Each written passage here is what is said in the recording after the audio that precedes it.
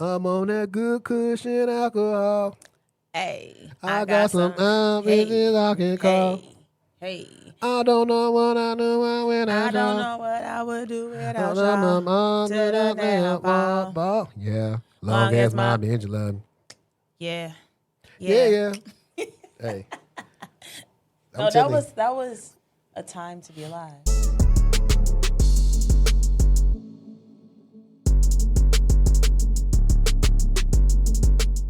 All right, all right, all right. We are back, and we are in studio. I was gonna say in the office.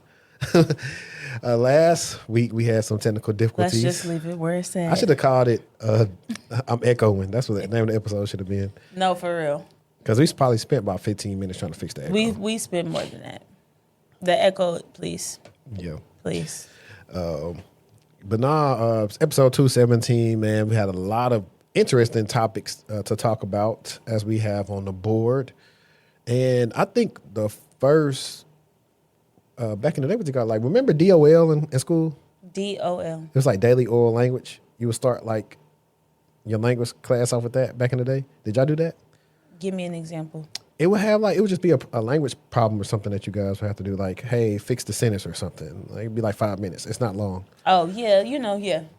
Well, Speaking of, warm up, that's what they call this. So warm up activity. yeah, speaking of, there's this woman that I follow on TikTok. She's like older black woman. She's probably like late 40s, early 50s. But she is English language arts teacher, and she does great work. Some of the stuff she teaches, I forget about when it comes to writing and where your commas and semicolons and stuff go, and your hyphens and all that stuff. But I forget her name. But somebody, if you're watching this, you probably know who I'm talking about. Well, for this, we're going to call this DOC, Daily Oral Cyber. And I want to start off with a contentious talk we had. Well, not we, but that was happening on X. What I missed, child? What's the tea? So it spawned from a tweet Bees made where she was telling people that essentially it's basically like starting off in your career, the Security Plus will do more for you than CISSP. And then why are we mad at that? because people don't understand things at all. I'm sick of people. What's the word where a whole bunch of people is it called dogpiling? Yeah. I'm over it. Yeah. I'm over it. I'm sick of people dogpiling on her. Literally. Yeah, but on top of that, and then she went on to just to say, hey, like, yeah, CISSP with no experience means nothing. And so one of the things that I actually did, and let me see, I'm going to try to pull my tweet up and put it right here. But I was talking about, yeah, because you can actually get the CISSP without actually having official like security jobs. If you got experience in some of the domains, you can sit and pass the test. And then if you get somebody endorse you, you can get your CISSP.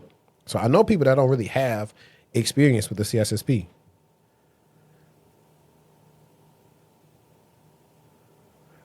Let me see, where is it?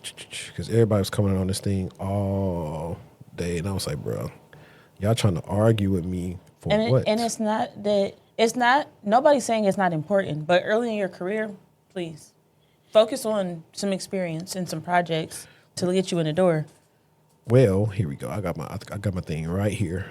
Let me go to the screen share screen on here. Windows capture.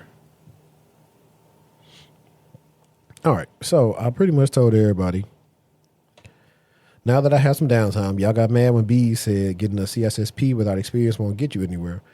Then I told you that you can get a CISSP without security experience. In screenshots below, you will see a person who was a teacher recently, has certs like CISSP and CISM, but she can't find a role. And I was told everybody everything's cropped out because I'm not trying to poke fun at her, but show y'all that if you listen to the tech vets versus always want to be right, you can learn something. So on here, you'll see that she has the CISSP, the CISM, cybersecurity analyst, and she has her master's of science, cybersecurity, and information assurance from WGU. And so one of the posts that I went to show, like some stuff she said, after years of building a security and compliance background alongside a full-time teaching career, I'm actually looking to make the transition into cybersecurity full-time, and I love help from my network. I hold the CISSP, the CISM, the GSEC, and CompTIA Security Plus, and CISA. First of all, this is a bad sentence. You was a teacher and you wrote the sentence. And CompTIA Security Plus, CISA, and Pentest Plus certifications. I recently completed my master's in science and cybersecurity and information assurance through WGU. My applied coursework includes authoring a system security plan, tracking POAMs under NIST SP 853, and hands-on vulnerability scanning with Tenable, Nessus, Qualys, and Burp Suite. My professional background includes assessing risk on technology changes, maintaining audit-ready compliance, documentation, and briefing leadership stakeholders regularly. Plus, earlier internal audit and asset control experience where daily, quarterly audits protected sensitive PII and regulated documents.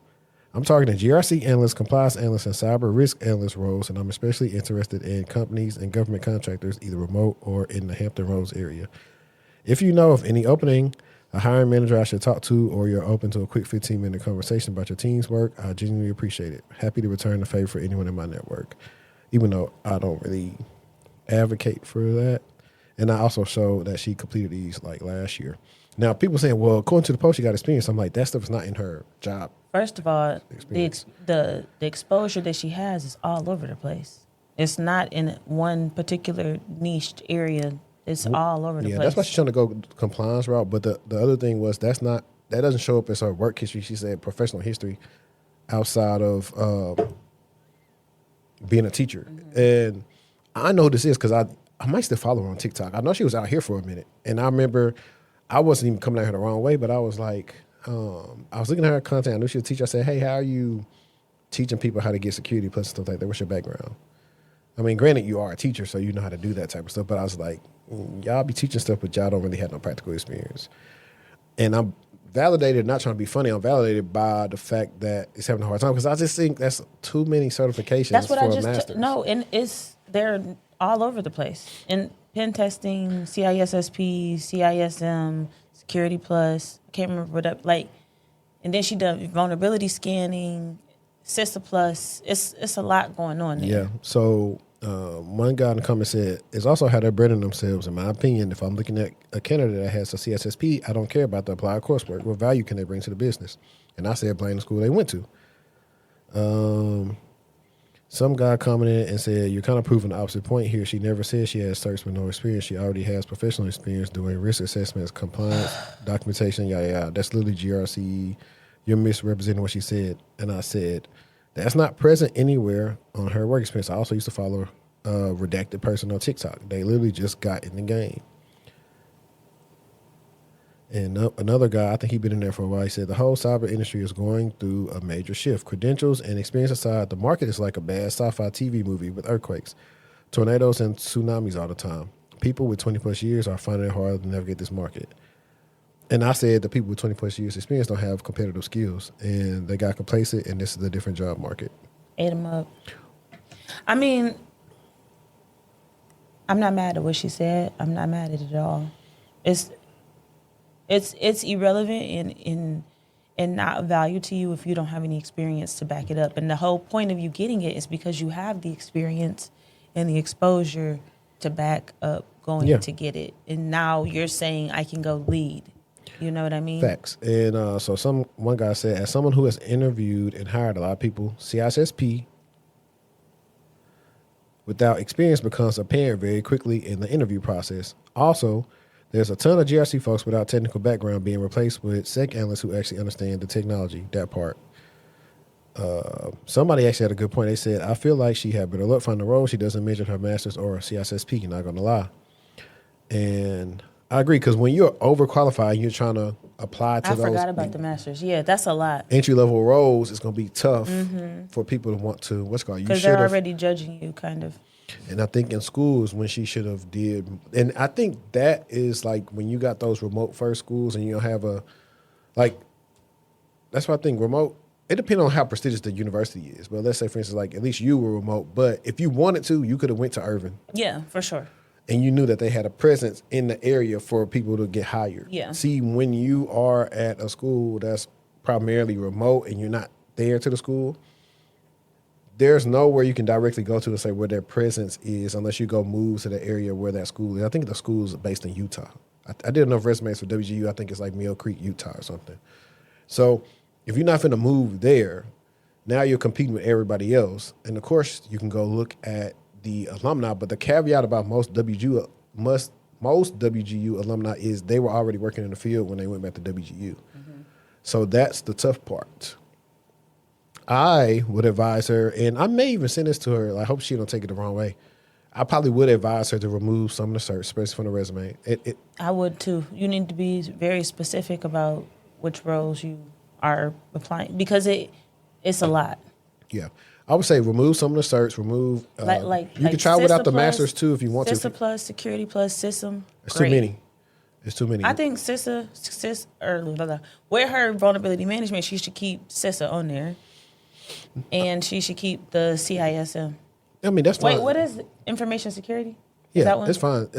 I would tell her remove CYSA. You can keep Security Plus, but remove Pentest Plus, CISA Plus. They are not related. So it's taking your resume all different ways. Like that's why it doesn't really make sense to mention it because it don't really matter. So yeah, it's just a lot of stuff. But this was just a way to actually like just show people like I get it.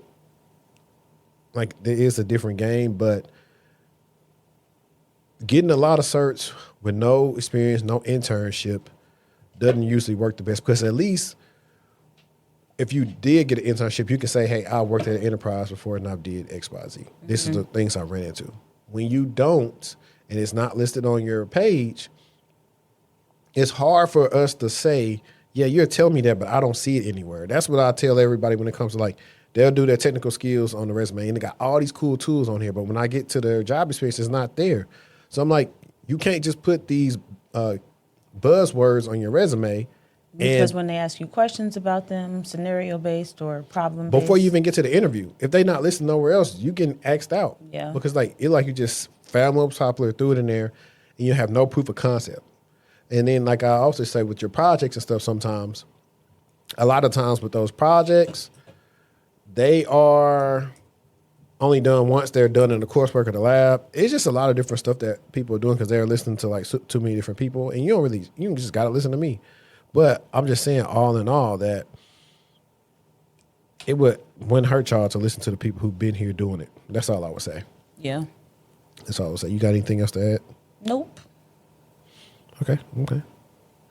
Cool deal. But let's see what we got for today's conversation real quick. Let me go bring these lower thirds up real quick. Where's our topic at? Oh, actually, I got it. Hit out. Where we at? Here we go. All right. So, a couple of funny things we had today. A man uses ChatGPT to rob a bank. Employers are using your personal data to lowball you. Bachelor degrees don't get you a job. Walmart adding Apple and Google Pay to the stores. How many jobs should you apply to? And then some of the other stuff we have is LockBit hit U.S. Bank, Career Liars, how many job applications should you apply to? And a dude pretty much was close to getting an offer, but got to stop because he said pause during the interview. So we got some funny stuff. Please don't aggravate me today with that pause, please. Mm-hmm. Please. Move that lighter.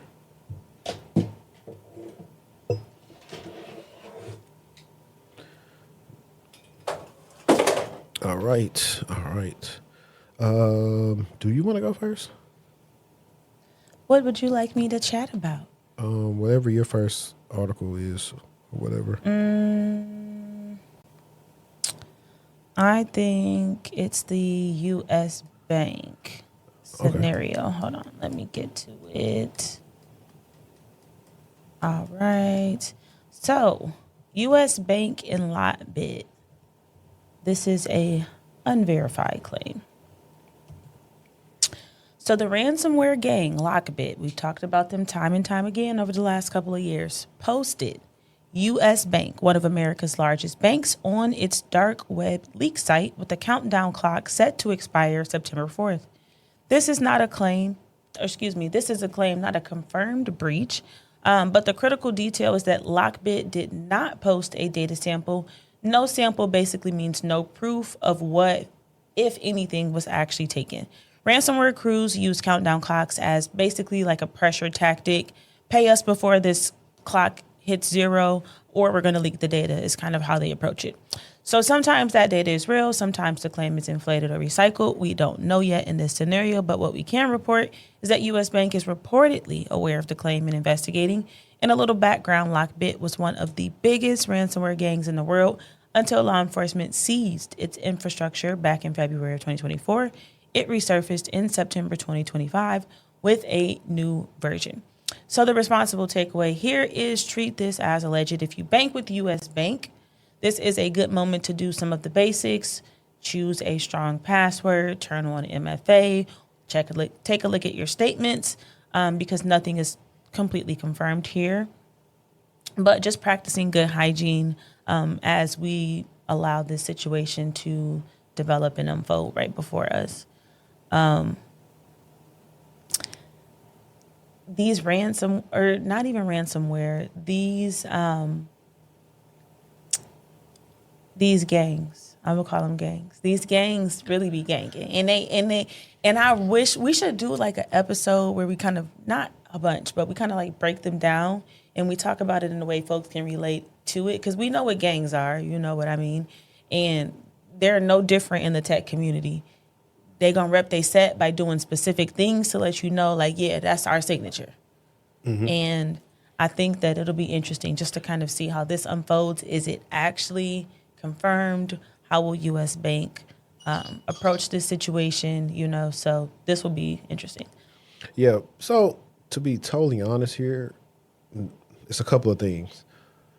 There was a incident we covered. I can't remember when it was. Some years back. I remember this episode we did with Kenneth, and it was ransomware group acting like they hit one of the U.S. agencies, but they really didn't. They just were clout chasing. I'm familiar with stuff like this. Hang on a second. All right, so I'm familiar with stuff like this, and one, you got to make sure, is this person actually a part of LockBit? Two, U.S. Bank is doing the right thing. Trust but verify. Let's see what you really got. Let's call your bluff. Exactly. For example, third-party and fourth-party vendor risks create massive reputational headaches for banks, even when their primary networks remain completely secure. So them just saying this is now like the inbox is flooded. Like, hey, what's happening? They saying that this happened to y'all. Like, y'all got proof, or can y'all show us this? It's the publicity. It's the publicity of the whole situation. Like they named it in the headlines, regardless. Just like that's why we're having a conversation about it now, which is unfortunate. It's just like you said, clout chasing. Yeah, so they're banking on them not doing their due diligence and just wanting to pay them just because they said that. But do you know how many? I wonder. I don't know, but I wonder how many leaders are led by, the fear of it. Some are, but that's why you have to hire competent technical people, because that's so how they they can tell prey you, on you. hey, this is normal, my guy. Like, don't worry about it too much. So that's happening. So right now, I can bet you U.S. Bank has just been researching and validating these claims the whole entire week or whenever this article came out. But if your SOC team is tight, and especially if you have some dope, curious folks that work in your organization, and that's the beauty of hiring people that are different. Everybody can't be the most passionate person on the team, or the most technical, or the most curious. Like, that's why it's important to have a great team of balance. Yeah, because you can have somebody like, well, we ain't never seen this before. Yeah, no doubt. But even like from that aspect, right? Even outside of SOC, it'll take, like, right now, all the teams are engaged pretty much. They're probably just doing everything or using some of their containers. And for people who don't know, if you're familiar with anything when it comes to being in the legal world, you watch any shows, most people have a lawyer on container for situations. When it comes to businesses, I can't wait to go to law school. like you have, like, it's a lot of different things, right? Honestly, one of the jobs I want to do probably before I get out of corporate, I low key want to like be a negotiator for like ransomware and stuff like that. I'm trying to get in the field. I'm trying to be like, actually the policy is invalid because you did not meet these requirements. Because a lot of people will go get insurance and don't realize that it's a mutual relationship. You can't just go get insurance and be like, cool. Just like here, you couldn't go get your plates renewed without getting your car inspected. your car has to meet certain requirements to pass that inspection to renew your vehicle. And it's the same. Yeah. It's the same caveat with cyber insurance. You can't just go get $1 million policy and think, oh, we ain't got to do nothing, we good. That's not how it works. But even for all this stuff is, of course, like you said, it's written in the policy. Legal is going over it. And so either legal will make the call or somebody in the big boss will make the call like, hey, call our retainer because we got stakeholders and we want to make sure we do our due diligence. We believe that you guys are proficient and sufficient as a team, but based on the claims and this and that, and so in case we got to do a future AK filing. I know a guy that I can introduce you to who does this for a living. Yeah. So that's typically the process. So everybody has some of these IR like factions at big companies as retainers because they're external and they're just going over the stuff that you could have been biased to or you missed. So you'll be seeing this. Anybody who's been working in IR, they're familiar with stuff like this, and yeah, it's pretty normal. They probably are bluffing. Like if you really got some, show us. It's similar to when we talk about the sextortion stuff. Post it. No, don't post it. Post it. No. Yeah, you might blow me up. Why not? No. Why not? So also, guys, so funny enough, and I saw this when I was on, I think the Black Tech group, IT group. And let's watch this. Let me see. It was only 24 seconds. But let's see what Buddy did. Give me a second, y'all. Nah. This Omaha man will serve a decade in prison for a bank robbery that he planned using AI. A federal judge sentenced Ron Lewis Payne for the robbery at the I-13 bank in February. Payne pointed a gun at tellers and threatened to kill them. He stole about $9,000 and was later seen shopping at Westroads Mall. Lewis Payne will serve 5 years of supervised release once he gets out of prison. Wait, what state? I3 Bank. I don't know what that is. Let's see what it said in the article. He was 23. I3 Bank near 156 and Spalding Street. This is from Omaha. Oh, Nebraska. Duh. Terrence Crawford and them people. But why would you go to jail for $9,000? Don't aggravate me. For that long? He got like a year for each $1,000 he got. 9,000 is crazy. Also, you didn't need AI if you want to know how you was gonna go rob a bank. You could have just watched the movie for that. You're not getting it. It's not clocking to you. It's not clocking to you that I'm standing on business, is it? That's how he was. That's how he told the people he went in there. It's like, bro, but this one, bro, you got $9,000. You got to realize these banks don't all have that much cash on them at one time. He didn't even go to a major bank. Because he thought he was like, he hit a little bank. Like, you could have hit a check cashing spot and did better than that. I think that this is a great example on using technology not for good. And the fact that they was able to get his phone and uncover that he was researching these things leading up to this incident. And also he got more time for brandishing the gun than he did for actually committing the crime. Also, be aware that as y'all do... I'm going to kill y'all for $9,000. Be aware that as y'all do more and more stupid stuff, it just builds into all these different LLMs that, hey, if somebody is doing stuff based on this, they got your location in the browser, send this to the authorities. And at some point, it will 1,000% happen. Like, I'm sure if you're looking up CP or anything of that sort, that's going to happen. Just because, first of all, it's being routed through your ISP, and then it's going, there. But, yeah. And I'm surprised it wasn't caught through the ISP. Because, I guess with AI, you can be like, this is hypothetical. Allegedly. This is allegedly. You know what I mean? You can play those games and tiptoe around it. Yeah, for sure. 23-year-old. Crazy. And you know what? We didn't even introduce ourselves today. I am CyberShortieee, guys. And I'm CyberShortieee. And I'm HD, high definition. Man, please. One of the jokes they used to say that back in school was like HD. No, They've been calling you that for that long? Wow. HD, HDeasy. Did they call you Deezy? Only certain people call me Deezy. Like E will call me Deezy, but everybody don't call me that. But like everybody had a period of time when they was going through an easy in their name. Somebody tried to call me Deezy. That's real masculine. It's I not. don't think so. It's not. It's a no for me. I might start calling you Deezy. You're not gonna call me that. We could be Deezy together. No, we can't. And then get Destiny. Everybody could be Deezy. Deezy is crazy. Or Ooh. or What if y'all started a pod and it was like, don't call me Deezy? don't or like Dollar. They call D you Dollar? No, I'm just. Oh, Dame Dollar. That's the only D Dollar I Dollar? know.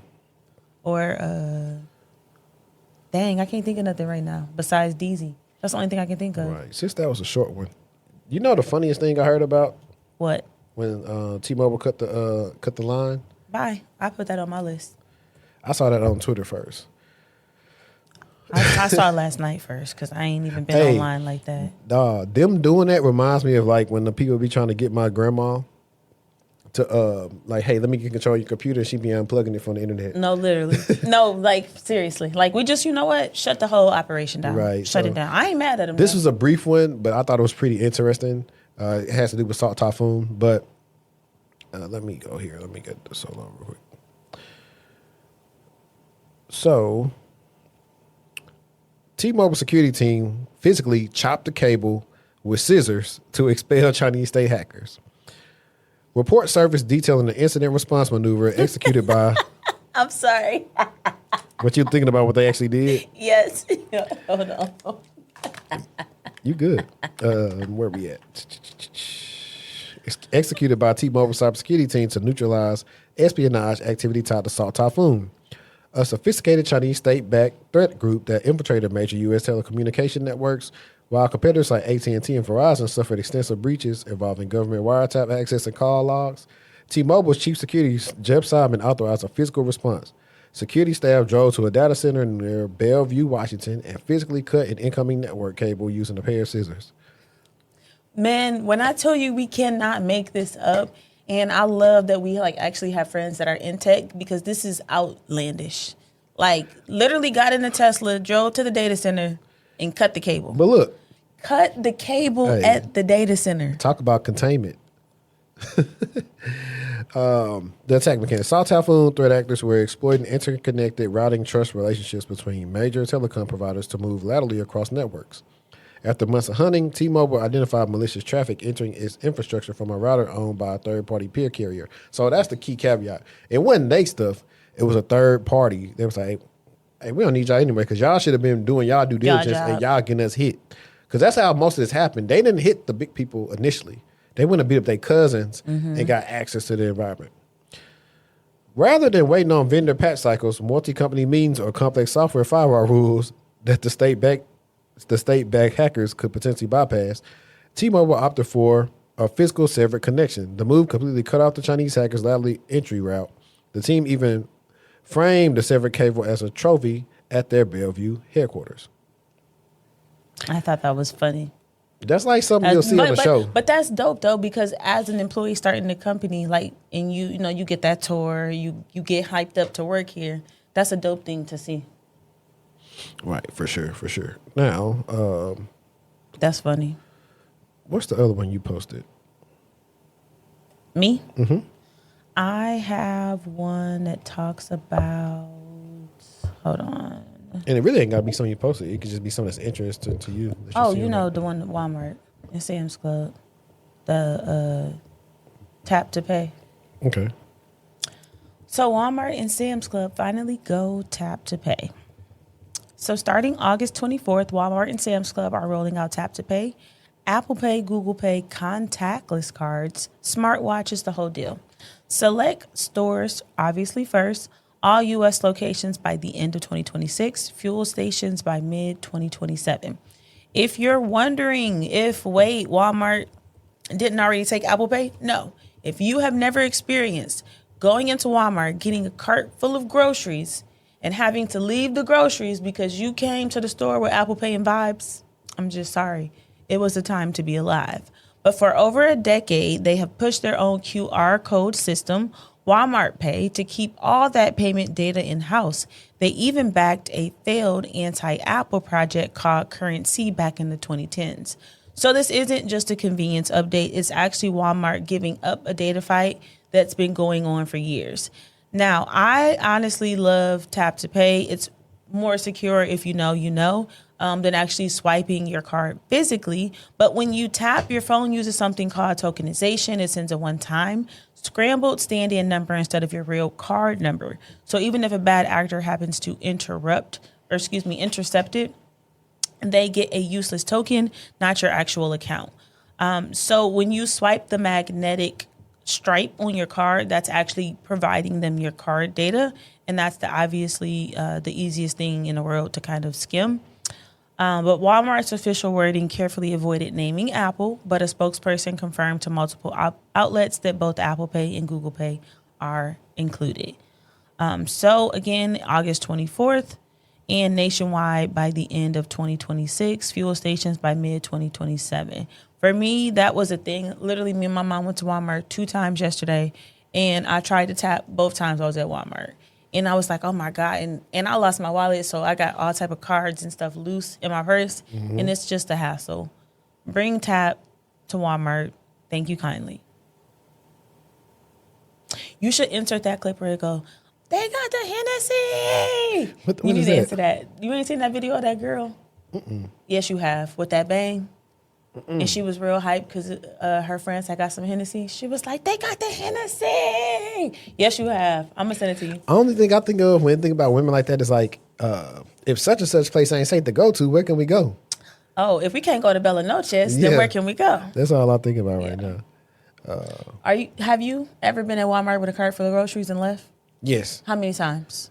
More than I can count. More than 5 times. Only one for me because I hate Walmart. More than 5 times for me. And it doesn't always be a cart full. It might be that I just forgot that I was just running somewhere real quick to the gas station and I just was like, oh, let me go to Walmart too. No. For me, it was just, I think I had forgot my car and I was like, but I was so hot. I just left it there. Man, you literally just, Oh, I'm not coming back. This is what happened. I tried to use the Walmart app and it wouldn't let me update the card. I've actually tried to do that before too because I didn't have a car with me. I called my wife and was like, can you, and it, a mess.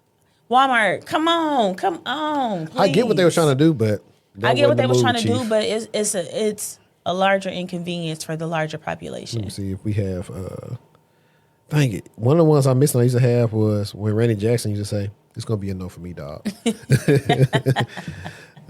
Man. But to shift gears and have a little fun Let's go. Fun yarn, as they like to say. Is it Reddit time? No, this is another one. I think this is another one we can go deep on. I had 3 articles on it to kind of more do like a research style thing on it. However, I'm going to pull it up real quick. It stems from, you see right there, I say how many jobs is enough. So this is going to be a doozy. Y'all know me. Because I'm mad because I was trying to find AB has this, he went viral one time at a press conference because the dude was trying to tell him something. He said, man, set that shop shit up. You got to do, man, set that shit out there up. Like that, he was saying that. So I got us right here, dog. Dang, you can't see this unless I put you in the collab thing. But could you still see it if I sent you the collab thing? No. Okay. Not when you were sharing your screen. Okay. I'll be reading everything because it's definitely pretty interesting. So, guys, I had a little fun back and forth with the guy, and I left it alone. Once I realized he was soft, I just left it alone. Please, please, please. So he says, age of disclosure, I have not had and let me change the thing that I have on here. Age of disclosure, I have not had a full-time job since October 2024. Since that time, I've only secured a part-time executive role that has been a little more stressful than relieving, but we are grateful. After submitting 124 applications since October 2024, I have a tracker. I've received some form of response from 15 organizations, done initial interviews with 10, and made it to the final round for 5, including a part-time opportunity and ghosted by the rest. Now, I didn't even read his whole thing, right? After the first one, I just said, hey, 124 in 2 years isn't enough apps. 124 apps in 2 years? Yeah. Bye. That's not even enough for. Bye. He said, right, says you got it. I said, in 2018, I did over 100 in a couple of months, and even that was light.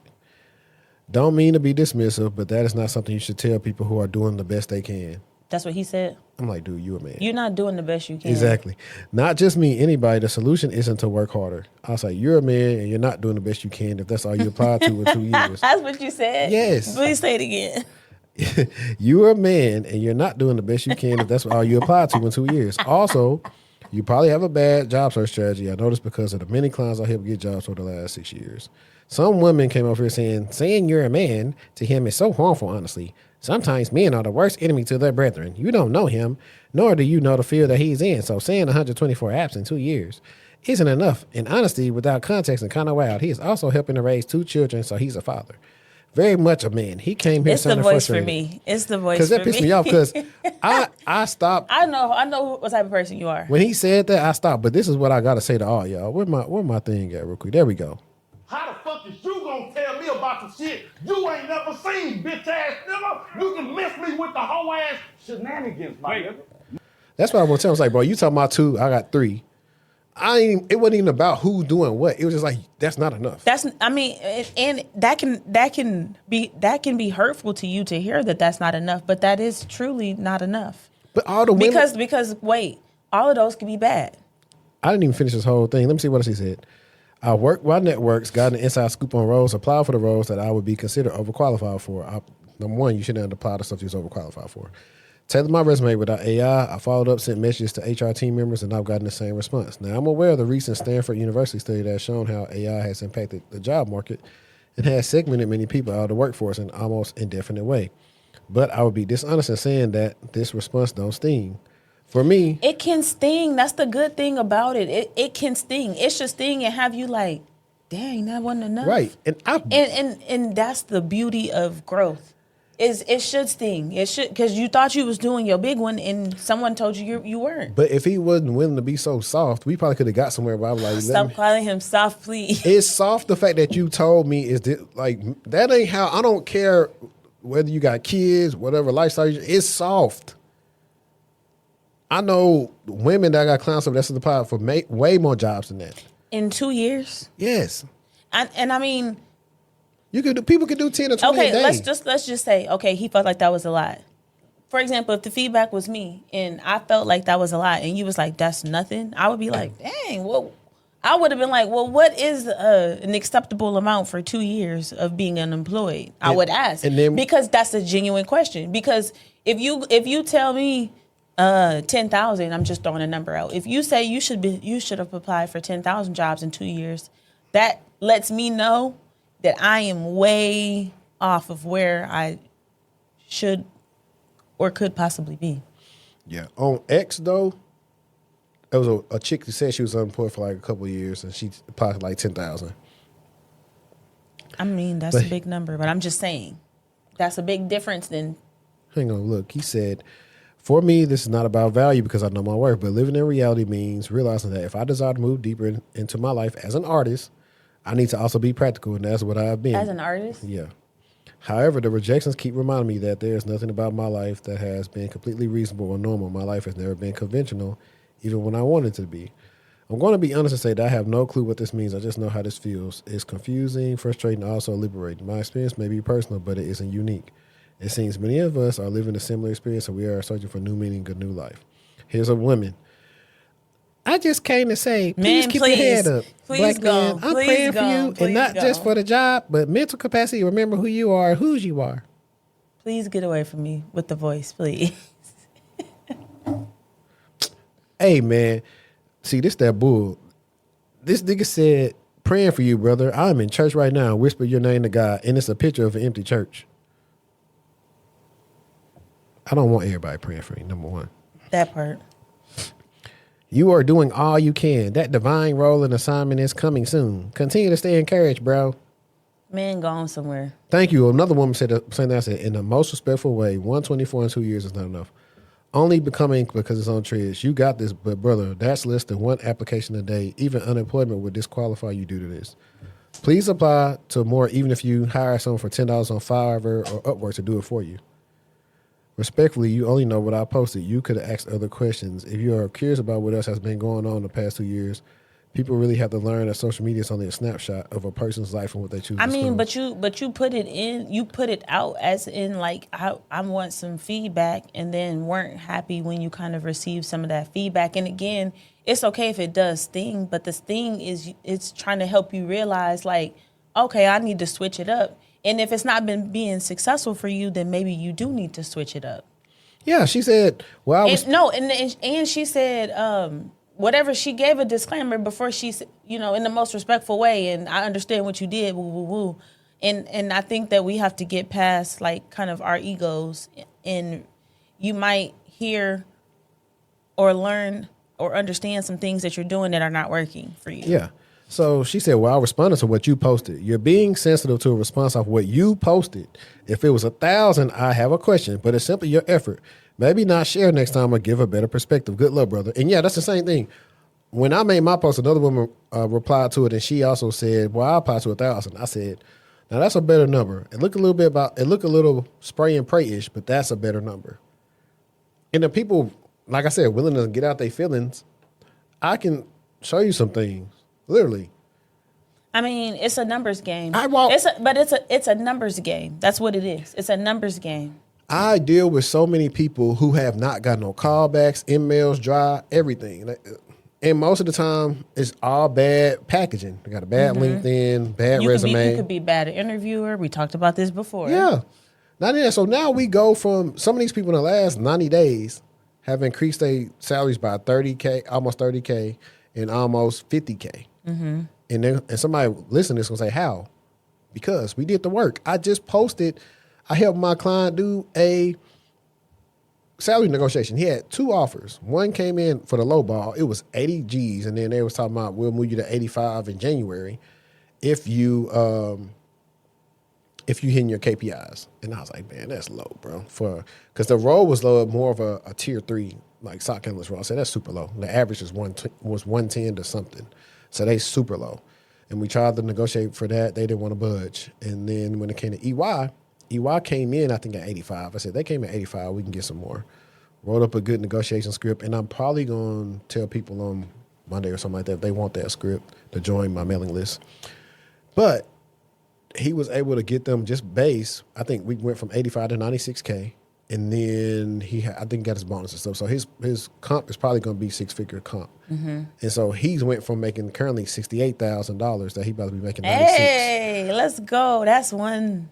I can't say what I want to say, but you know what I'm going to say. Yeah, but before we got together, I was like, okay, dude, you're right here, and you're trying to get right there, and you're super close. You're just doing some stuff you don't know how to do that. And it was a simple stuff.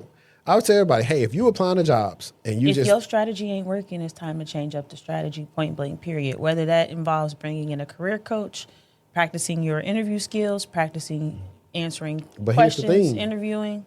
You're right. But here's the thing. You can practice it, but even AI be biased towards some of your answers sometimes. Mm-hmm. It'll take a person in whatever field or something that you're trying to get into a level up in to say, I don't know about that one. They didn't seem competent enough. You're a little shaky. So that's what we did. We prepped. I can show everybody the prep, everything that we did, and that's the level of work it took to get there. And I know people right now that's trying to do it on their own and trying to be doing a cheap way out, and it ain't working for them. It's not. And the money that you pay ain't just a one-time thing. That same money going to help you in the next role. Mm-hmm. So now his next role, he probably going to go from 96 to 150 or something like that. And he said, man, you know what? That was well-spent money I spent a year ago or 2 years ago. That's typically how it works. But to get back on topic of things that I actually did. So I had found some articles, and I'm going to just read the tops of them of it. So I did this. This was July 31st, 2026. And it said, how long does it take to find a job after a layoff? And I really want to know, like, how many roles do people apply to? Okay, so this don't have it the way I want to. Let me go here. So 1 in 5 laid off workers submitted over 100 applications before finding a job, says new report. Let me zoom out of here. This shit too. All right. Amidst the challenging job market, a new report from ZETI found that American workers are struggling to land new jobs. A career and resume platform surveyed almost 1,000 Americans who have experienced a layoff in the past 2 years. According to the report, 53% of laid off workers submitted more than 50 applications before landing a new role, and 1 in 5 submitted over 100. Additionally, over 30% of laid off workers were unemployed for over 90 days before securing a new job, even though 76% of them began the job search less than a month after being laid off. Now, let's see where we at.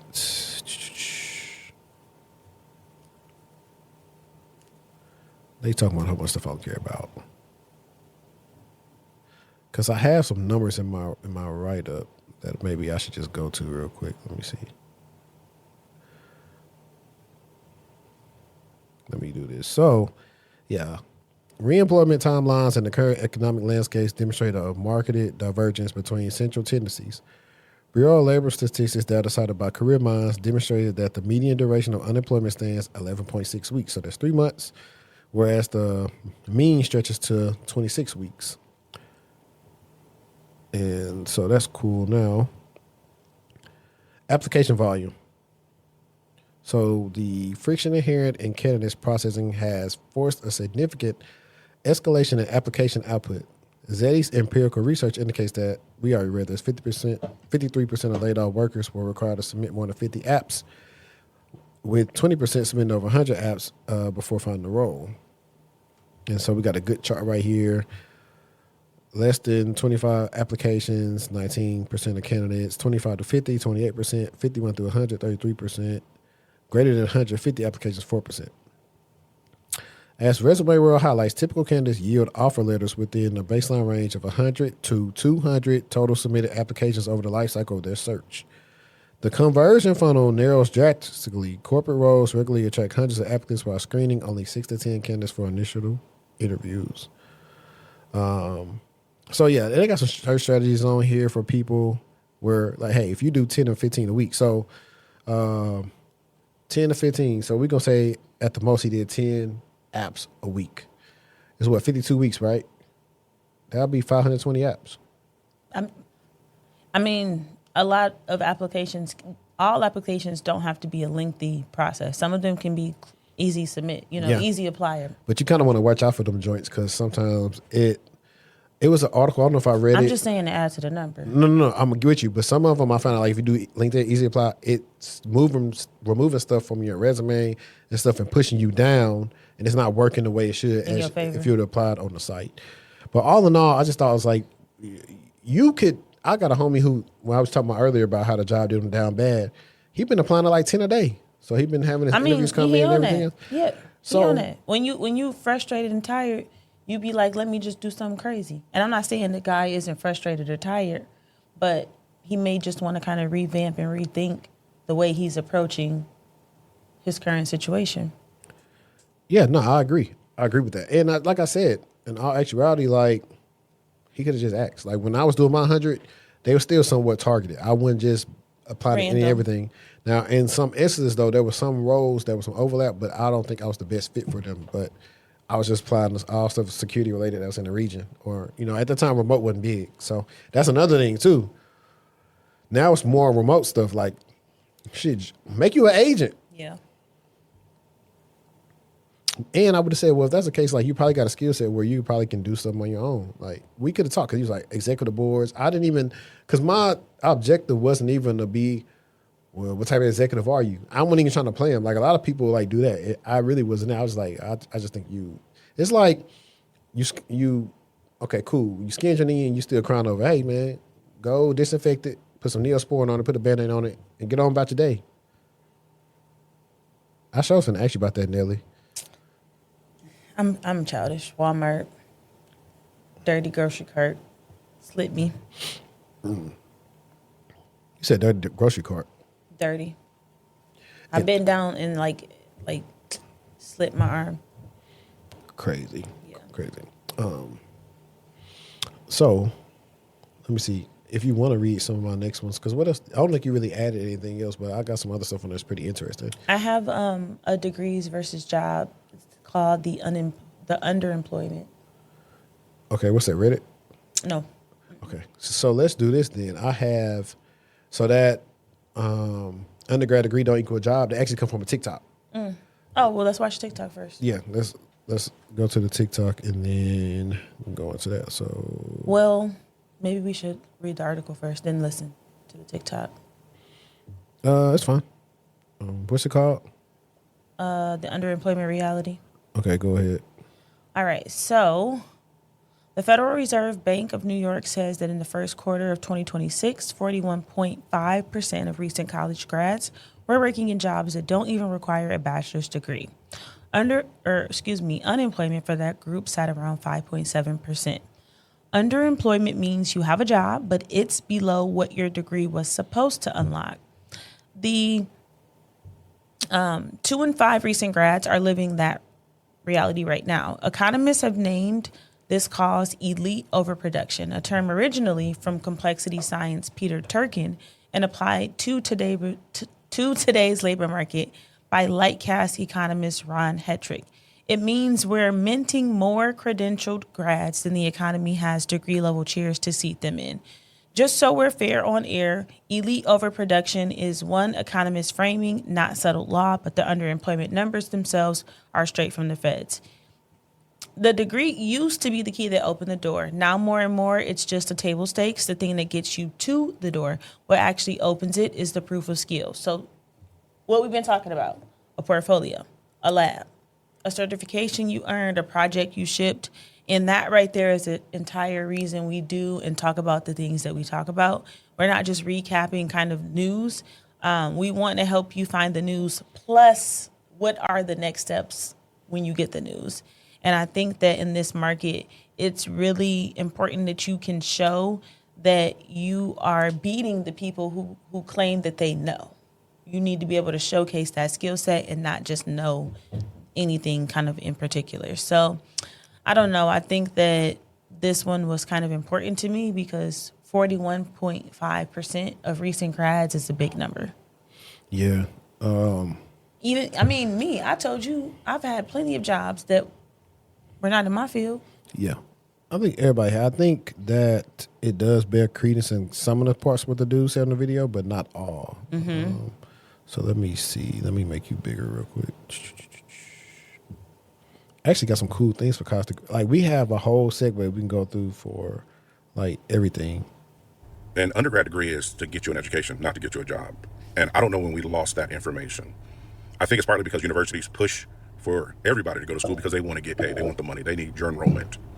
But you have to understand, and it's always been like this, undergrad is to get you an education. If you want to get a job, master's degrees will help you get a job. It's not a guarantee because none of this is a guarantee, but it will make you more desirable in the job market, unless the job market is crap like it is now. But in a normal market, you go to school, let's say you went for a marketing degree. Because let's say if you go for a marketing degree now, what job are you going to get when you get out? You're going to get an entry-level position. And it probably won't be in marketing. You'll probably have to start out in sales or another department and then cross over if possible. That's why internships are important, but internships are finite. They're not unlimited opportunity. Everybody just can't get an internship. So that's the issue, is that parents don't instruct their kids of this anymore. That no, undergrad is just to make you a more well-rounded, help you with your critical thinking, help you with your perspective of the world, make you smarter, things like that. But no, if you get a biology degree, then trying to go into the job market, you're probably going to be in a call center or something like that. Get a master's degree, that will help you. And while you're in undergrad or in your master's program, try to get an internship or something like that.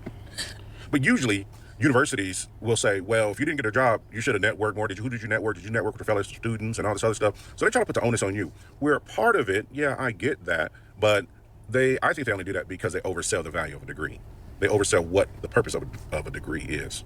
And it's only to get an education. An undergrad degree is just to make you more educated. It's not a one-to-one transfer of, now that I got this degree, I'm going to be ahead of the curve when it comes to getting the job I want. That's not the case. A master's degree will help, but right now you got tons of people with master's degrees who can't find a job because this job market is the worst it's been in, 60 years probably. But yeah, I think once we make that connection, it'll help us going forward so we don't have these expectations that aren't grounded in how the world really is. And that's important. I'm dead. I think he was arguing different things, if I'm going to be totally honest, right? Okay.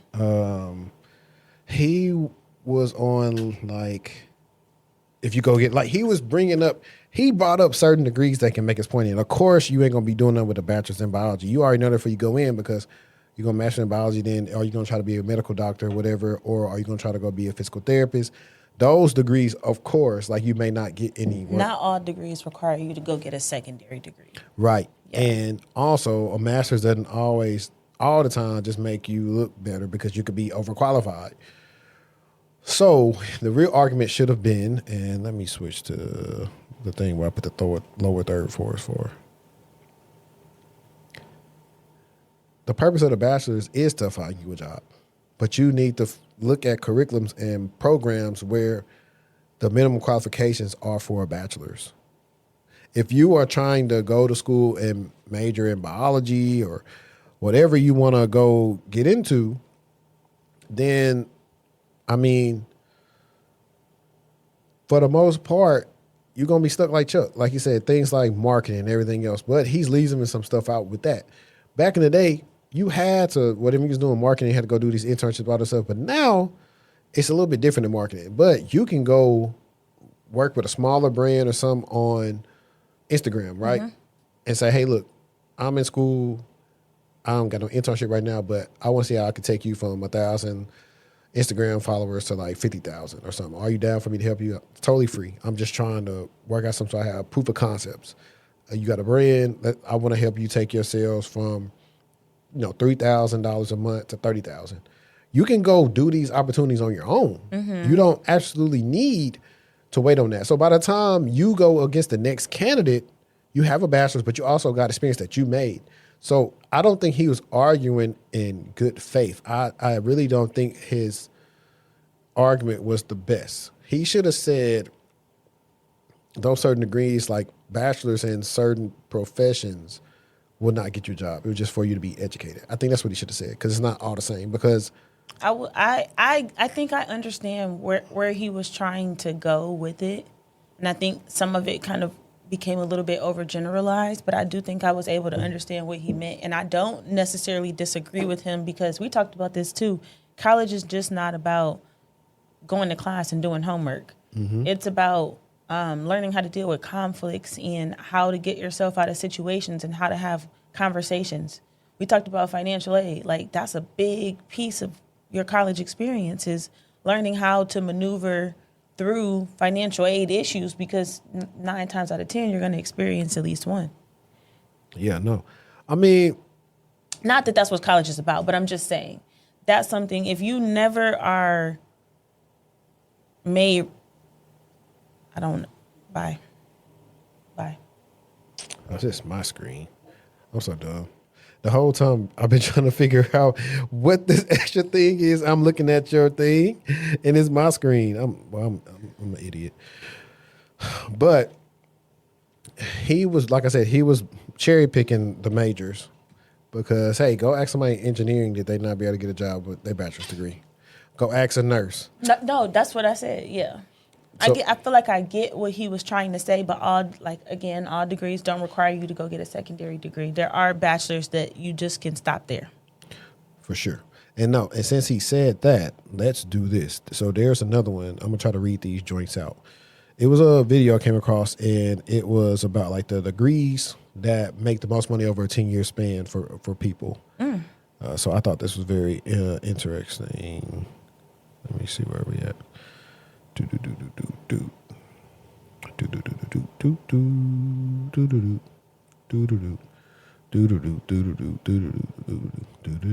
Inspector Gadget. Oh my gosh. What? That was such a good movie. You never watched this cartoon? I did, but I liked the movie a lot. I liked the movie like years ago. Like when Goosebumps, or not. Where am I going? I don't know. Maybe back to Cali? What's the movie with the slime? Goosebumps? In the basement. No, it's not scary. Slime in the basement. Flubber? Yeah. You a real movie watcher. That's why you my dog. You knew exactly what I was talking about. I was literally, I don't know why Inspector got, because they came out, I feel like around the same time. I think Flubber might have came out. It was probably before. first. You talking about Robin Williams? Yeah. Flubber. Yeah, Flubber. Oh, that was so cool. And it's a unique movie. It is. They don't know about this type of stuff. Let's see what we got. It says college degrees, 10-year added earnings. And guess what's at the very top, but what's like right under it? What? All things in computers. These are the college degrees that have gotten the best return on investment. And this list will probably make you cringe when anybody says that they don't like math, because engineers and people that like math are making the most money. I mean, look at this.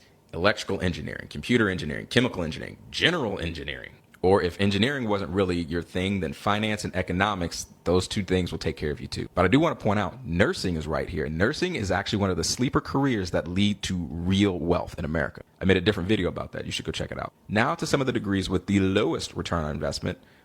And look. Is that Charles? Nah. Get these beggars out of here. But look, he has natural sciences, biology. They're much lower. Start here with social work. We've also got biology down here because we know somebody that majored in biology with the intent of going to med school, but somehow the med school dream didn't work out. And it's the same story for the people that we know that wanted to go to law school. So they majored in things like philosophy or history or English.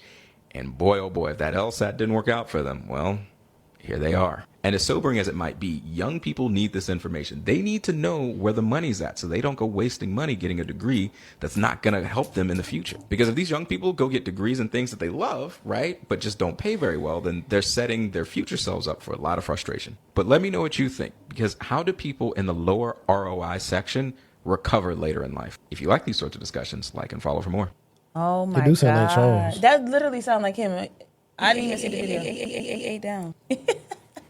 No, but seriously, he really did. He really, really did. And that's why we done talked. I love when we like find things that reiterate the things that we've been talking about, because we said that it's important to not tell your kids what to do as a career, but help them understand where the money makers are. And not money is not everything, but like, yeah, no, you need some money to survive in this economy. Remember the movie you was telling me about earlier about the proposal, whatever. Yes.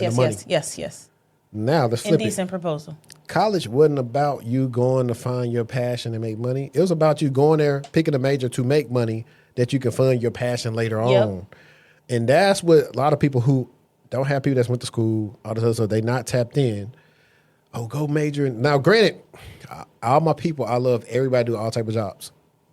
If your goal is to truly make a lot of money and have a more so fulfilling life where you can live life on most of your own terms, go find one of the majors that you can do for the cheapest amount that'll have the best ROI.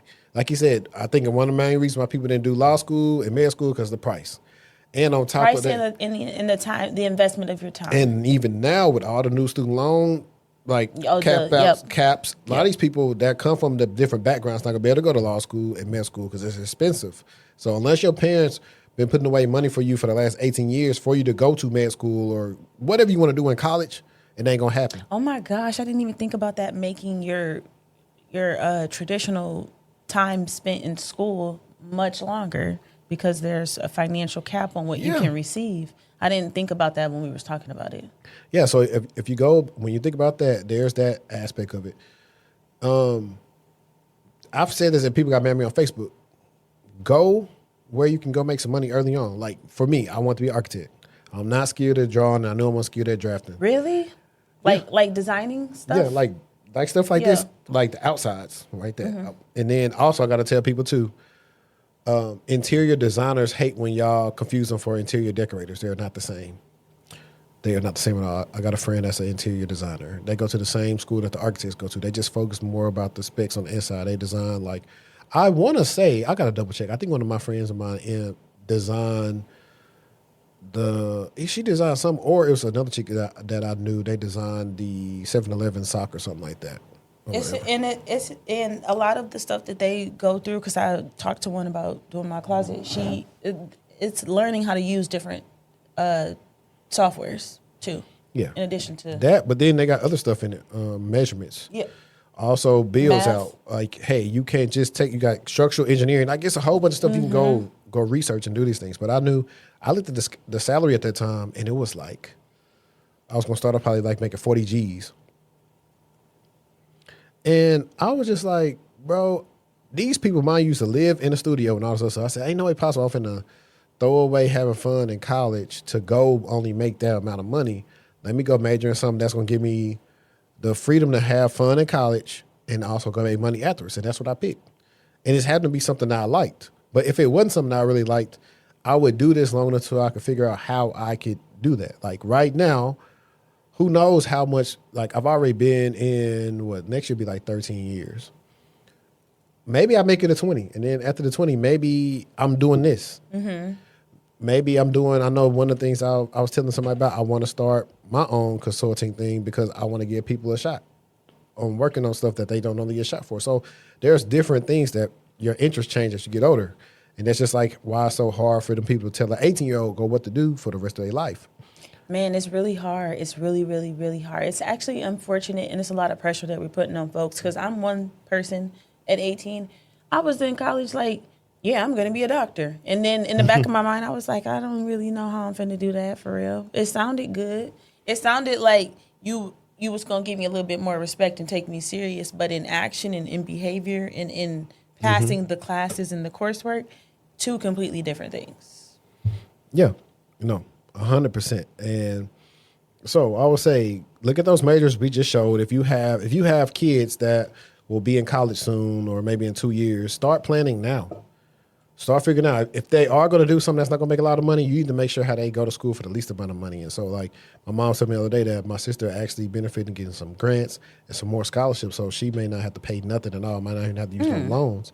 And she was already doing dual enrollment from like a freshman. So right now she's like even though it's her first year on campus, I think credit-wise, I think she's close to a junior. And that's how my sister was when she started too. Right. She did dual enrollment. So I think she'll have to get a master's, but we have, I think, some people in the family that she can go do internships with and work and all the other stuff. So like the real goal is, if we take a step back and look at this from 100,000 feet, community. 1,000%. If you have people like my uncle has these, they're not halfway houses. They're like houses for addicts. I think it's called the Resilient House or whatever. But he employs like a lot of the family. Like they work there.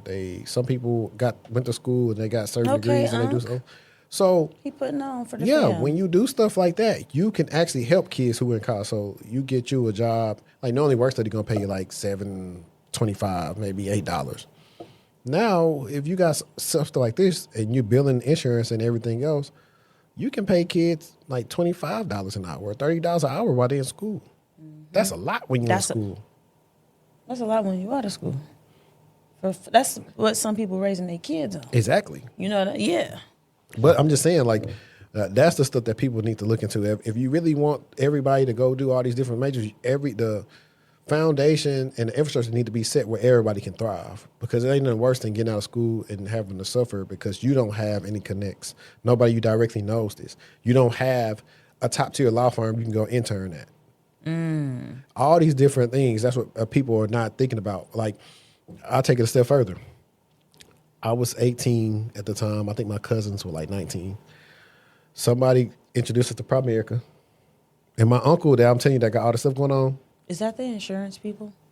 Like where you can, they want you to come sell it? Mm-hmm. Yeah, I feel like I sat in for a little finesse conversation too. he told my cousin Jordan, and he said, "Hey man, you gotta know people to do stuff like that. Who you know trying to buy insurance? You're 19, but that ain't what you thinking about. You go into the meeting, yeah, all these people millionaires and making all this money. You are 18. You're not even. All you want to do is make money. So the math ain't mathing, but it don't make sense to you. But you're like, oh shoot, I'm gonna just do this, and it's crazy, but that's what you think about. But you don't have any connections anyway to sell insurance. That's why you're not gonna be successful at it. Nobody's finna listen to an 18-year-old that was just quoting Lil Wayne lyrics to say, hey, you need to get this annuity right here. Cut the music up. Like a little louder. How to love. I knew you was going to that. Actually, it's this older dude. He be reacting to like all the music like we came up off of, and he older than us. He was like, yeah, I wasn't really listening to these dudes out of this, but like the other day he was listening to I'm on that good cushion alcohol. Hey, I got some bitches I can call. Hey. Hey, I don't know what I do when I don't know what I would do without y'all. To the day I fall. Yeah, Long as my bitch love. yeah, Yeah. Hey, I'm No, telling you. that was a time to be alive. But not in all serious though. Go to people that have some outcomes or desirable outcomes that you like. Watch us. Anybody. I have people that message me all the time about like, yo, I tapped into the pod. I got out of the military and I got a job because y'all helped change my perspective. Same. So that's all we're really here to do. That's We love that, you know, guys. We love that. that's what we're That's here the to goal. do. So if you differ or don't believe what we're talking about, let us know in the comments. Let us know in the comments. How you feel about that? That's what we're here for 1,000%. We here for that. I think I want to And start off with that. I think that, I mean, just like you said, we get hit up and contacted, and this means something to folks. Mm-hmm. So we doing what we came out here to do. Right. You want to talk about the CareCloud data breach? I can. So, AWS one? No, I think so. It's CareCloud. No, it's a different one. No, but I got it. CareCloud confirms 3.7 million patients had medical records stolen. Health tech company CareCloud just confirmed that hackers stole the records of more than 3.75 million people. This makes it the 5th largest health data breach in the U.S. so far this year. CareCloud is a company most patients have never heard of, but it stores electronic medical records for tens of thousands of healthcare providers, hospitals, doctor offices, and practices. So you never signed up with CareCloud. Your doctor did, and that's how your data ended up in a breach you didn't even know you were part of. What got this taking a lot of heavy heat associated with it? There were names, addresses, social security numbers, medical and health information, plus passports, driver's license, and banking details. Now, from our last segment, we talked a little bit more about pulling data out of the different accounts that are available to you. So this is kind of the similar thing. Now, one reporting note, and we always keep it honest here, is that the 3.75 million figure was never revised upward this week. And so we don't really know whether it climbs higher. So kind of treat this as confirmed so far and not necessarily being a final number. They are New Jersey based. CareCloud is. They are an EHR. We talked about working in the healthcare sector a lot and knowing a lot about electronic health records, how to secure them, what official guidance we have to help support organizations who have to secure this type of data. If you're interested, these are the type of things that you should kind of be looking into. But I think 3.75 million starting out, that number is going to be big. I could see about 5, 7, 8, 10. Yeah. Did you talk about the incident timeline? With this one? Yeah. Let's see. March 2026, the breach was disclosed. Attackers had access to a cloud storage environment over 6 days and exfiltrated data from CareCloud's AWS account. Okay. Yeah. I think that's it. So I got a Yeah. little bit of the same stuff, but it's a little bit worded differently. So it says, while CareCloud initially downplayed the breach. Please. While they downplayed the breach as a temporary system disruption that was mitigated within hours, forensic investigations revealed that the attackers maintained undetected access inside CareCloud's AWS cloud environment for 6 days. During this dwell time, hackers systematically extracted 6 S3 storage buckets containing sensitive patient data. Now, 6? Huh? You said 6? S3? Containing sensitive patient data. Okay. No, you said something. No, that was in the S3 environment for was 6 days. 6 days. Like you stated. But the funny thing is that, did they see these alerts? Because typically you'll get alerts on like somebody doing something in the S3 bucket that ain't supposed to. 9 times out of 10, to remain access in AWS environment, somebody compromised the account and maybe they created their own account quickly and then they go on the move. You'll see different things. It's pretty much like if you get in the bucket, I'm trying to make the same comparison. Like if you see in the movies when the what's the person called? The thief gets in the house. They get in the house and then they just start going looking for stuff and they pulling everything out the drawers and everything. That's similar to what they start doing. They start doing a lot of things that list. So anybody who's worked in a SOC, or if you think about working in a SOC, you'll see event names that say like list, blah, blah, blah. It's going to have different things that they're trying to list. Now, most of the time in a normal environment, you'll see this and you'll see like it'll either be a service account or a user. 9 times out of 10, that's within what they do for their role. It's nothing crazy. When it's a user you don't recognize and then you see the list actions go into different event actions that lead to data leaving the environment, that's when it's like, hold on, what happened? So the fact that they didn't detect this for 6 full days means that they do not have good detection rules. And a lot of companies don't. So I just want to bring that in because a lot of times when I do the interviews with the people and I'm asking about stuff like this, they don't know how to answer it because sometimes they just don't have AWS experience. They don't have Azure experience. And so one of my advices that I give them is, hey, go look up these type of breaches. And sometimes people have write-ups on what that look like. And so now, yeah, you may not have dealt with it, but if you read them over and over again, you can talk to us like, hey, I haven't specifically dealt with this, but from my research and some of the stuff I did in my lab environments, this is what I'll do or this is what I'll look for. That'll be good enough for somebody because one, you kind of answer 2 questions. How do you stay current with news? And 2, to go to the next step on like your remediation and containment options. So it's interesting. I hate that they are going through that. And I'll say this, a lot of times from my experience, the people that's probably doing detections or work there probably told these people, hey, we need to put these rules in, and they were just worried about making the money. So now you're going to make the security team look bad the whole time they told y'all this was going to happen. Because it's not an if, it's a when. Say it again. As Cam Newton said, brother. What other funny one did I have? Not funny. I wanted to talk about the Snykloader with Teams. Because it's always new. It's funny. I think the reason why so many threat actors are trying to utilize Teams for this is simply for the fact that it's on so many systems now. You want to raise yours up? So? I seen it went low. You good? Okay. So, security researchers at Expel identified a modular malware family dubbed Snykloader, actively distributed through sophisticated Microsoft Teams phishing campaigns. Posing as corporate IT help desk technicians, threat actors message employees directly on Teams, tricking them into installing, as usual, a malicious .msi installer disguised as a PowerShell cleaner, utility hosted on a legitimate Microsoft Azure infrastructure. Let me see. I want to see if this article actually got any pictures of like what this stuff looks like. I think people have been finding that helpful when we do that.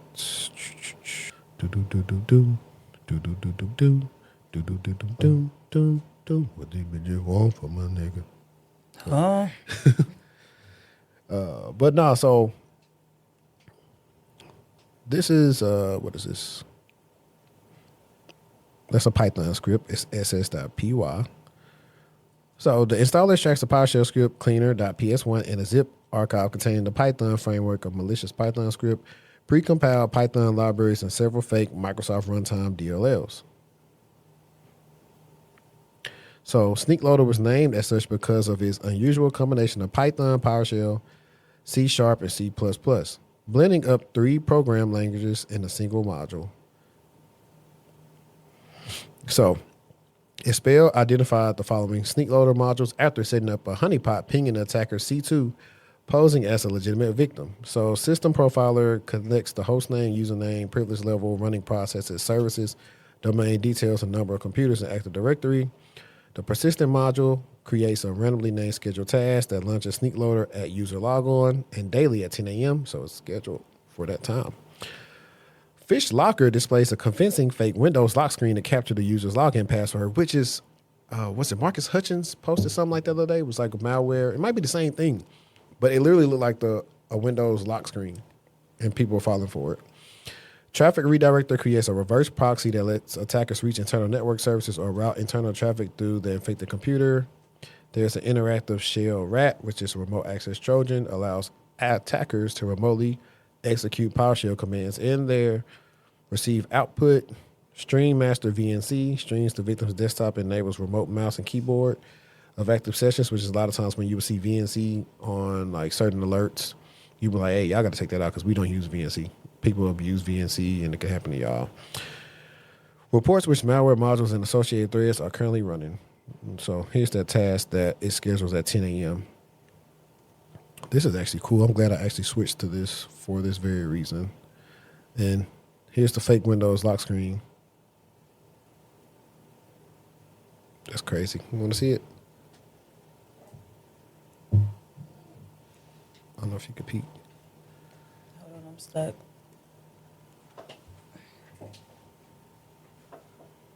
Oh, that's it. Mm-hmm.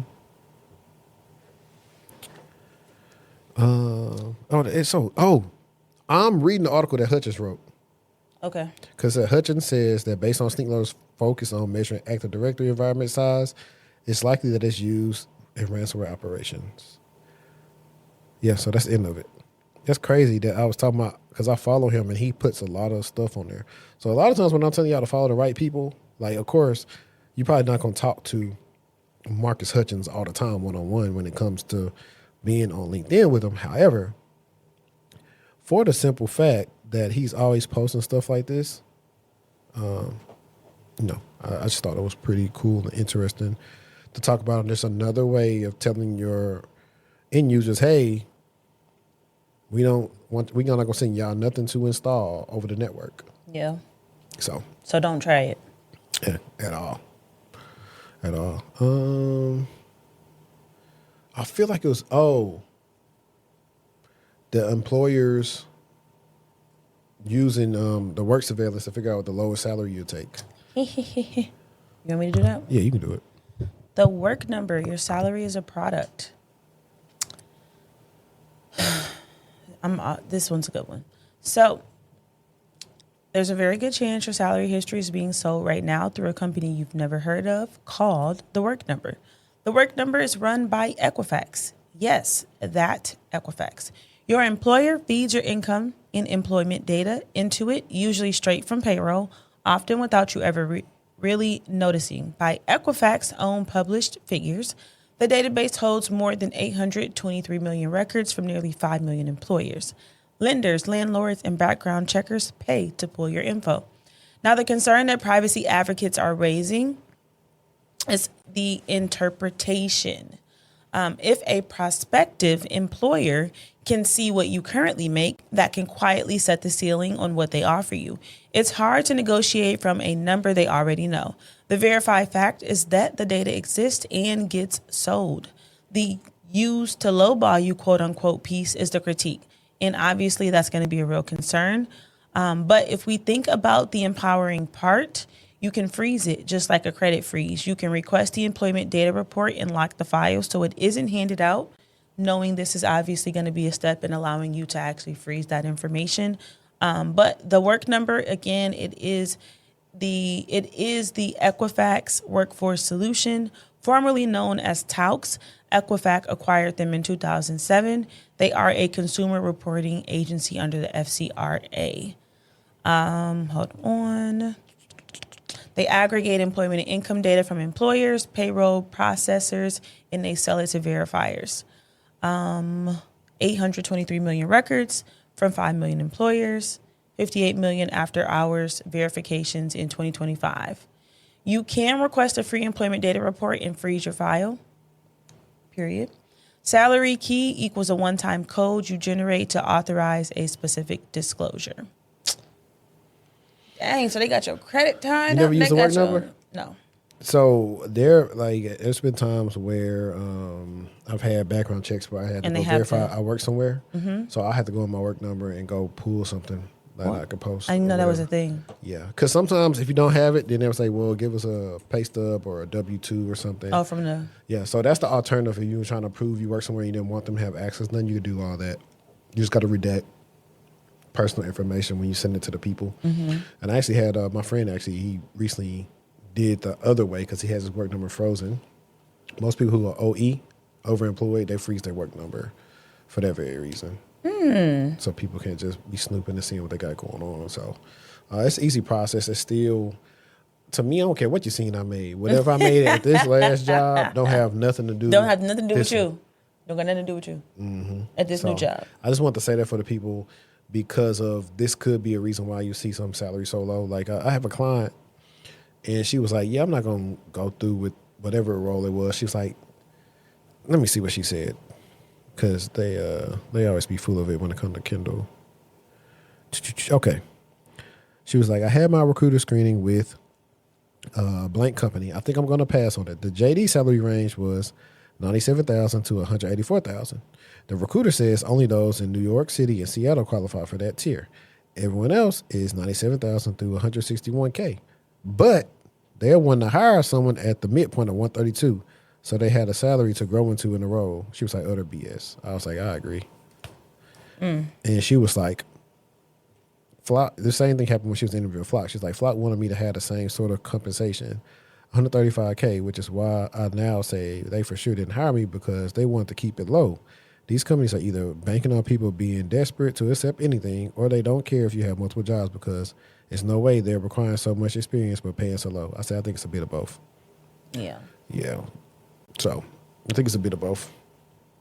But yeah, man, don't let them get you like even to go back into the negotiation thing, right? Like I said, I've been doing this for 6 years and I read the studies, like all these different things for like, for example, like women would always complain about, hey, we getting paid less than men, which I was like, I agree. But some of that was on the women because sometimes they would be scared to negotiate. They wouldn't take like what's theirs. And even in an instance with me talking about a client, he's not a woman, but he had never negotiated before. So he was overcomplicating the situation. He was like, hey, so to try to get more money from these people, should I tell them my offer is worth this? I said, no, because if they pull your bluff and say, send us the offer, you're going to be asked out. Yeah. I was like, don't do that. I was like, clearly, these people have provided a range on the job. We just found it. We're going to keep it to, matter of fact, I can read what we said. So people, if they hear, they're finna get a treat. This is all in my thing what I made for him.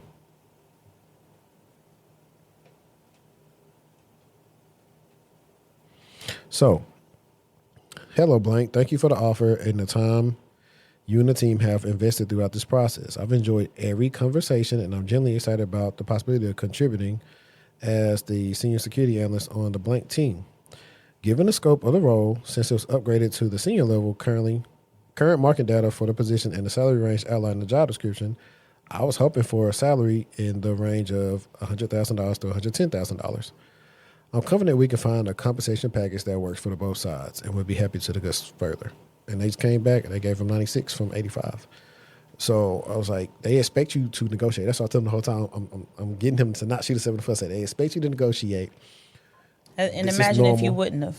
Yeah. How long it would have taken you naturally to get to that progression period. Exactly. And that's why I tell people you got to get your money in the beginning. Yeah, because no if you stay facts. there, Yeah. it's going to be 3%, 5%. Like I've only been at one company where my manager was looking down and was giving me like 8% raises included with like cost of living adjustments. I'm not seeing that since. I'm getting 5%. I ain't seen 5% in a while either. Yeah. So they bank on your ignorance. You have to expand your network. You have to find friends that can help you out to let you know, hey, I know people over here is getting paid X, Y, Z. If they finna try to do you like this, it's gonna go one or two ways. You can take the job, but you ain't gonna stay long. So, and these people know that.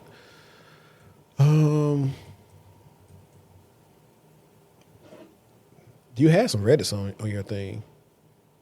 I know I got a section that says like quick rants.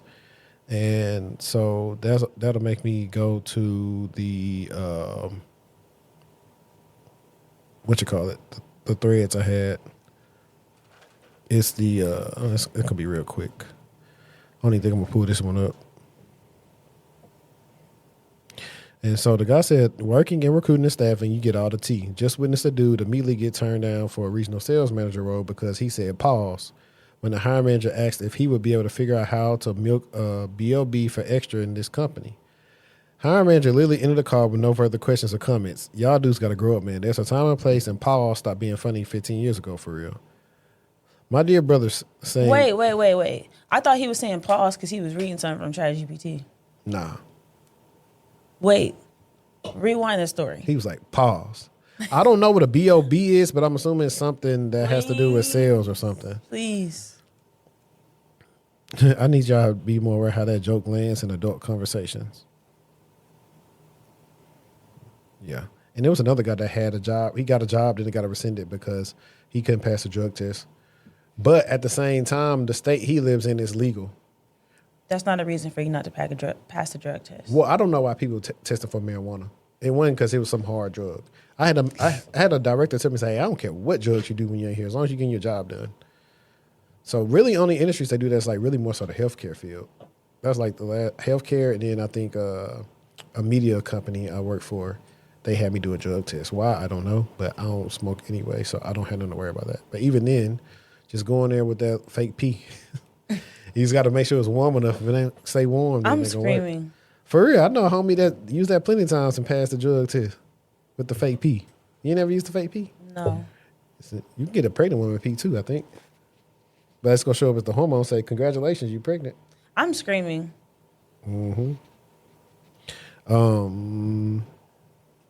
That was a quick rant. And let me see what else we have.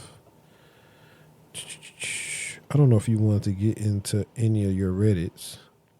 Because I only got like 2 videos left for the most part. I'm not going to do the AWS thing. All right, this one is a good one that I liked. It showed some just good vulnerability. It says, today I effed up big. Okay. I just want to vent out that this is my biggest F up in my career. I totally forgot an instruction relating to a particularly high severity case. And as I understand, that effed up the whole line. I'm in SOC, by the way. So now I'm waiting for any news if I still have a job in the coming days. Sorry, but I can't disclose any details related to the incident. For all those who had experienced this, I really need your words and what will happen next in my career. Is this career ending? Someone said if you forgot an instruction, chances are others could too. What would you add to your existing process to ensure that neither you nor others will forget? Do you have the opportunity to suggest something? Someone else said, guy who works for me screwed up the path on his sudo RM and deleted the entire user section of our fax processing server. Made a stressful hour or so while we restored from a backup that had not been tested in too long. No big deal though, happens. He was absolutely mortified and will most definitely be more careful in the future. Someone said we all done it, it'll be all right. Better to keep the employee who will never make that mistake again than hire someone new who will. We all make mistakes. If they're not looking for a reason to fire you, you'll be okay. And I just I'm not reading all the comments, so I was just reading a few. But I thought it was because you do come out, especially fresh and new, not in the know. That's the best way I'll put it. You come out not in the know, and there will be some things that you will do that will not be reflective of the best person that you may be, or maybe even the skill set that you have. And so I think that it is important that you also extend yourself grace, and that you're also being careful and you understand the risks that are associated with the things that you're doing. As an admin, the risk associated with running commands. What is sudo? What does sudo RM? Like, I think that it's important that you understand truly the severity of some of the different tools and tasks that you'll be completing in these roles so that you can be more mindful about what you're doing. I don't think that people just wake up like, I'm just going to make this big mistake. It's just things do happen, but you also need to be aware of the risks that are presented in the roles that you're doing. For sure. And to be quite honest, this is one of the great stories he can say for interviews. Tell me about the time you messed up. Exactly. Literally, you can talk about it. I mean, I've had some times I messed up where technically it wasn't even a security thing, but it was something on my end where I wasn't thorough enough and where I kind of made my leadership look bad because I didn't thoroughly make sure what I reported was accurate. It was almost a one-to-one, but it wasn't a one-to-one. So Things happen. Yeah, Nobody's people do it. perfect. But at the end of the day, that's also why they only let certain users do certain things for that very reason. And if you get a job and they're like, it's okay to make mistakes and mess up, that's a blessing. And that's a great space for you to be able to grow and thrive. Yeah, nah, for real, no doubt. I don't think I had any of those. I can just go back to our reaction scene and then get what we needed. It was like two of them. This chick, she quit her job. Or actually, you know what? Let's do this one first. I think this was cooler. In corporate, your manager telling you you're doing great means almost nothing. What matters is that you understand what it takes to get to the next level and that you have a clear path and you have feedback from your manager on exactly what you need to accomplish to get to the next level. It doesn't matter if it takes a year, 2 years, 3 years, but you need clear understanding of what that looks like because that will impact everything you do. But any feedback that's just telling you that you're doing great without real concrete feedback, things that are difficult to hear maybe that you need to hear, then that's probably a waste of your time. And the sad part is most people just assume that everything is going great because they're not hearing any negative feedback and that they're probably going to go up for promo and they really don't have to vouch for themselves. And that is a very common mistake that I've noticed and something that I had to learn myself. I agree. I agree as well. It's up to you to. I had a manager who always told me I was doing good, and I was like, well, what is good about me doing good? Like, what do you see that I can't see that I don't know? Seriously, like, help me understand. What was it? She started being able to pull from like different reports that I couldn't see and was like, oh, well, according to blank, blank, blank, or based on where you're at in the org and others that are near you, you're here, so things like that. But just hearing you're doing good is not helpful for you. Yeah. To advocate for yourself. Yeah, and that is why, like, you have your one-on-ones, you have your goal settings, are you reading your goals? I had to modify some of mine. Yeah. So, it is what it is, but hopefully y'all definitely take that in because that's how people say, I feel like I was doing good, and something happened, you get laid off. It's like, you probably wasn't doing that good. And they probably not, like, I always tell people all the time, it's like, you'll run into good managers, and then you just run people that's just managers, where the just managers ain't going to look out for you in the way that you think they would, versus the good managers like, hey, you need to do this or do that because it's going to tie into you getting a promotion, getting a raise, getting your bonus. Yep. I got to have something to show my people I report to of what you're doing and, why are we paying you so much? And once you get that, that's going to be like, hey, you don't have to tell me I'm doing good. I knocked these out, whatever projects I had, I started this, led this initiative, did this, and this. I know I'm doing good based off what I'm completing. And shoot, if you have a idea, throw it in Jira. Yep. Throw it in Jira. And I'm CyberShortieee. And this last one is it's funny because it's something that Tavion actually stitched, but we can go through the full one, and I'm gonna talk about what he was talking about on his video. I quit my 6-figure career as a software engineer after 3 years because it was basically destroying my mental health. It got so bad to the point where I had to take medical leave because I was constantly having panic attacks at work. I honestly thought that I was going to be a software engineer until I retired, and this is what I was going to do, and this was my purpose and my plan. In this season, I realized that for me to become who I wanted to become, I was going to have to let go of the career that I worked so hard for. And that was a hard realization for me. Me finally making the decision to start over has completely changed my life. In 3 months, I went from being chronically depressed to now my mental health is doing the best that it has ever been. Today is my first day in my new career. I am so excited, but I'm also so nervous because this is the first time in years. I know it ain't no such thing as a preseason NBA experience. Y'all wish me good luck on my first day.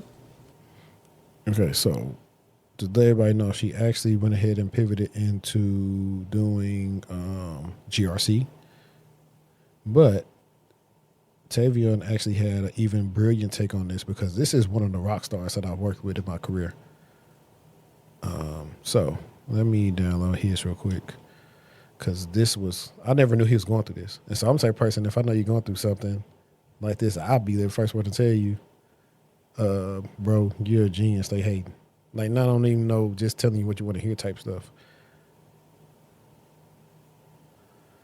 So let me bring his up because it was definitely, I think it ties into some of her things because he commented on her video was like, man, whole time you probably just had a bad manager. Quit my six-figure career as a software engineer after 3 years because it was A little career advice that I wish I had when I was dealing with something similar. Back in like 2019, 2020, I was working at this company as a senior security engineer. This was actually my first time working as a senior security engineer, but a lot of the work that I was doing wasn't necessarily senior. It was like mid-level, but that's the title that I got.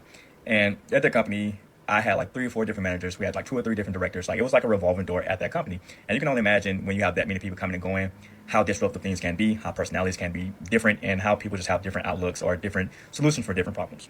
Well, the manager I ended up with was probably the worst manager I've ever had in my life. Like I've never in my life had imposter syndrome the way how my interactions with him made me feel. Like it got to the point where I actually left the cybersecurity industry, left the tech industry about 7 to 8 months. I was kind of doing stuff on my own. I was kind of working my business, I was doing all those type of things because it had me thinking that, damn, I'm really not good enough in this career or in this field. And I'm not going to try to play the race card or anything like that, but I was the youngest person on that team with the highest title, and I was the only black person on that team. Again, not going to play that card, but just want to give you all the facts. And so it had got to the point where I just kind of rage quit. I was like, you know what, hey guys, put my 2 weeks notice. Actually, it wasn't a 2 weeks notice in. I was like, hey, I quit. This is my last day. Boom, boom, I left. A few months down the road, 8 months down, I joined another company, and it was the best experience I've had in my life. I learned so much. I was able to kind of shop my ideas around. It was just a way better experience. And look, 5 years down the road, I'm now a staff level engineer. I create strategic initiative across the entire InfoSec organizations. I just have so much more autonomy over what I'm able to do now. And it was all because I was able to leave that company and get under a manager that actually cares. So 9 out of 10, if you are dealing with mental health within a certain company or things like that, more than likely it's your manager. So find your manager, find your company that you can feel relaxed at, and you'll have the best experience ever. But yeah, that was his thing. And I'm telling you, he's one of the ones. He's up there with a Dayspring. He's one of the ones. So like, and I heard that, and I actually said this to Bryson. I was like, that's a problem. Like he's like that. Like he immediately left. Like me and him worked together at 2 companies. I met him at McAfee when he was an intern, and he worked with me at Opta for a little bit. And then he left Opta with the booze, started consulting, and he started doing some other stuff. Like he's worked for some big name companies. And so when he was saying that, I was like, yeah, I would have like, man, he tripping. Or I would have said what's going on. Because like, if y'all don't leave this episode with nothing else, this is one, what's my girl name? Her name is Natalie. I cannot think of her last name, but she's in HR, but her name is Natalie. And we did an episode where we was talking about HR. And she was saying the best advice she got in her career was do not tell anybody your problems that can't solve them.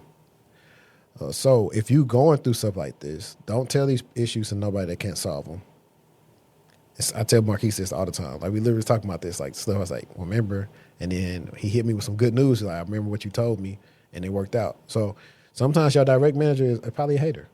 No, facts. If you're putting in some good work. A hater or scared or walking on eggshells themselves or dislike themselves or don't got a good rep or representation themselves, I'm with them there.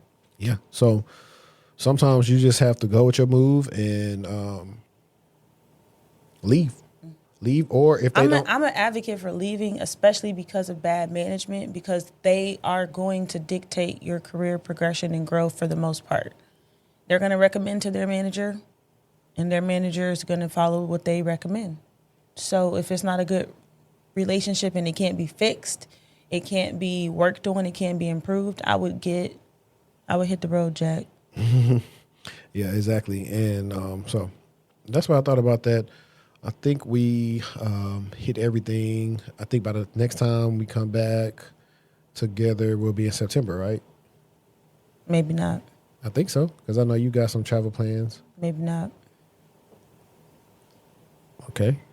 Let me do that to that. But I don't know. It's been out the mud, but in all seriousness, though, guys, thank you for tuning in and helping us out. Like I said, I've been on Threads. We got a video that hit 1,000. I think it hit 1.1 or 1.2 on a new channel. So keep supporting. Thanks for everything. Thanks for rocking with us. And, hopefully we can get to see some of y'all in person one day. But until next time, we out. Peace.